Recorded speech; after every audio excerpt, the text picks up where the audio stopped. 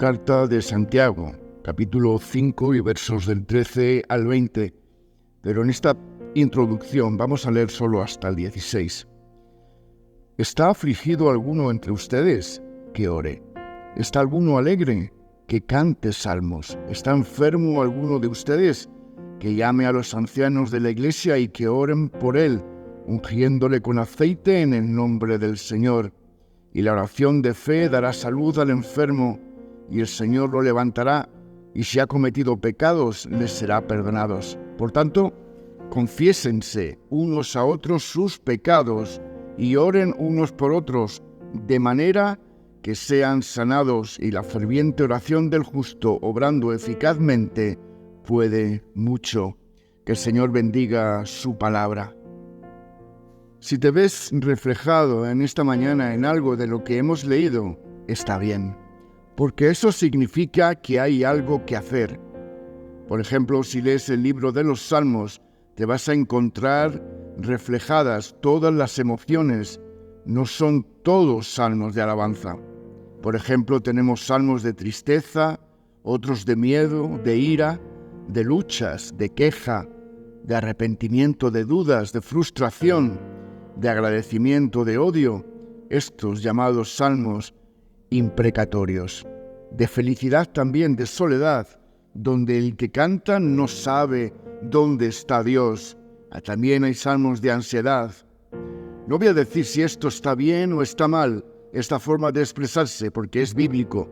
Lo que quiero decir es que Dios quiere que te acerques a Él con lo que te está pasando.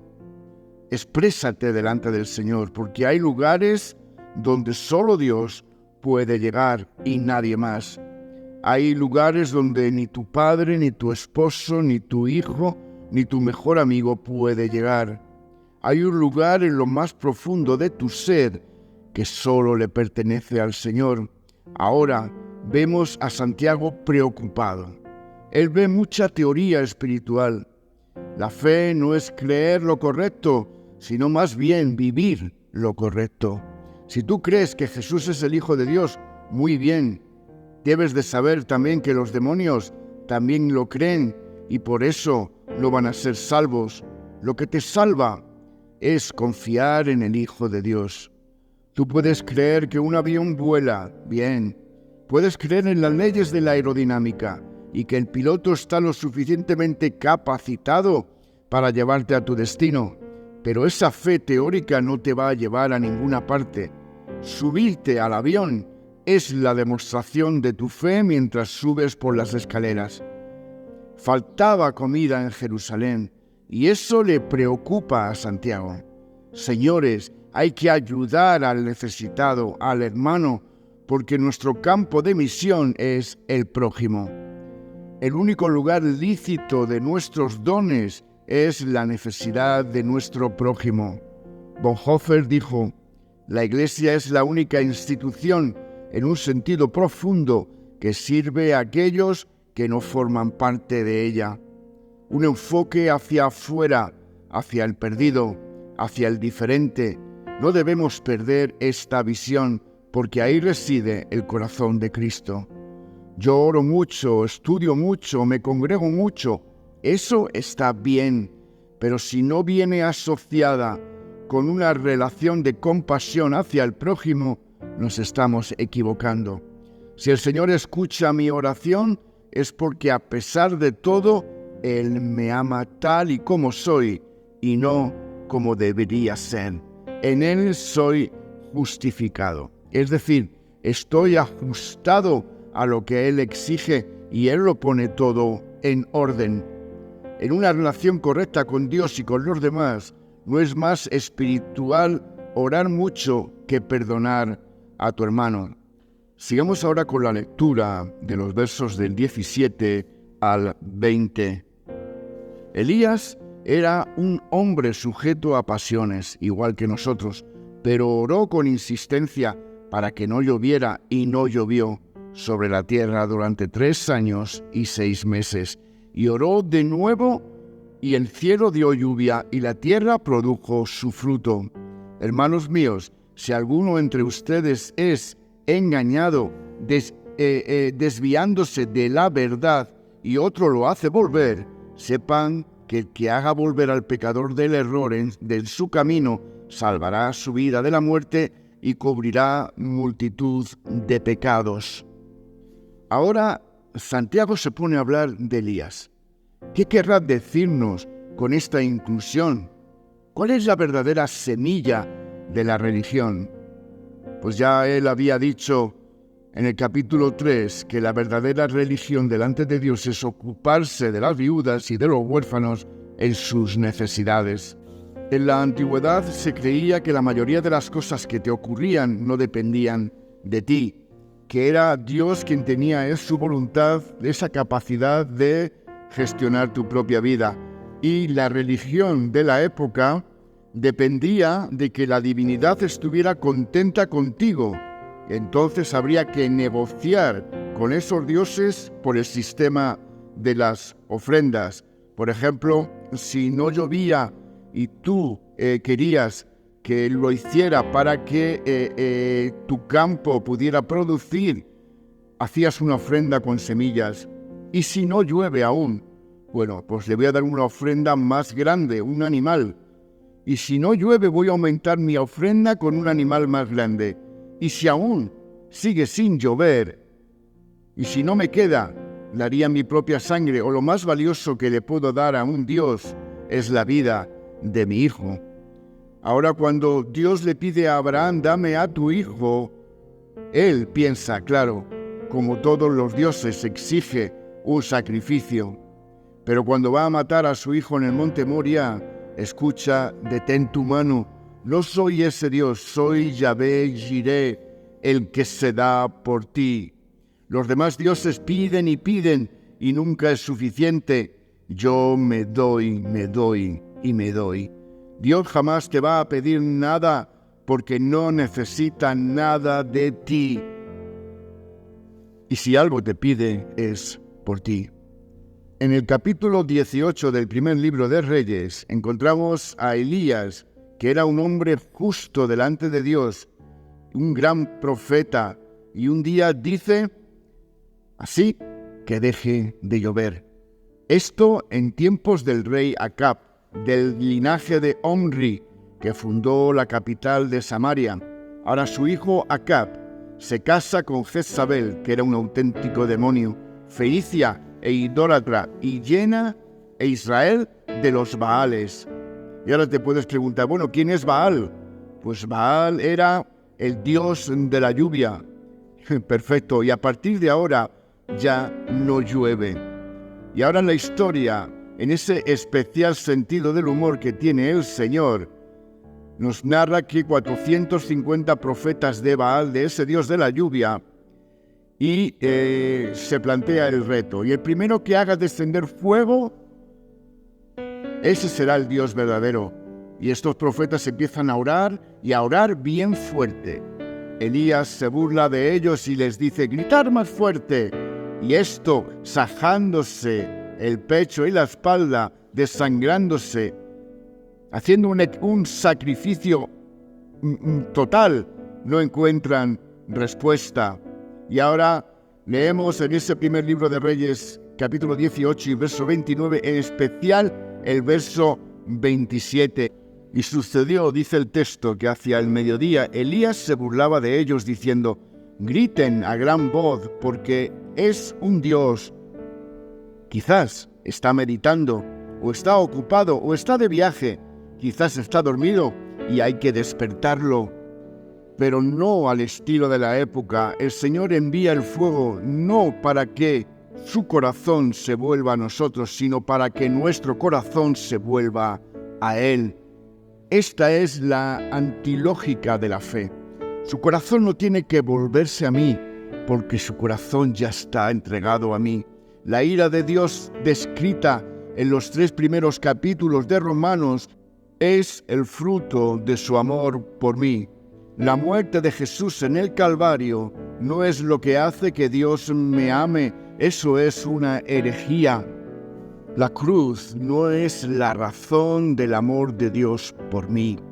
El amor de Dios es la razón de la cruz. porque si la cruz es la razón del amor de Dios por mí, ese Dios es como todos los dioses y yo no quiero a ese Dios. Él nos amó antes de la cruz. Por tanto, no deja de perseguirnos desde Génesis 3, desde que el hombre decidió no caminar con Dios para salvarnos. No necesita un sacrificio para amarme. Yo necesito el sacrificio vicario de Cristo para que mi corazón se vuelva a Él. Jesús murió en la cruz no para que Dios me ame, sino para que yo le pueda amar a Él. Esta lógica rompe con la religión. Su misericordia es para siempre. ¿Por qué dejó de llover? Para que tu corazón se vuelva a Él. ¿Por qué llueve? Para que tu corazón se vuelva a Él. ¿Por qué te pasa lo que te pasa? De alguna forma nos está diciendo, vuelve tu corazón a mí. En los versos 19 al 20 de esta carta de Santiago, en el capítulo 5, Él siempre está detrás de mí. No valgo nada, pero Él me ama. El hermano Carlos no es muy amable, ¿verdad? Porque a veces no me saluda, pero Él te llama después de que llevas meses sin venir para saber qué es de tu vida.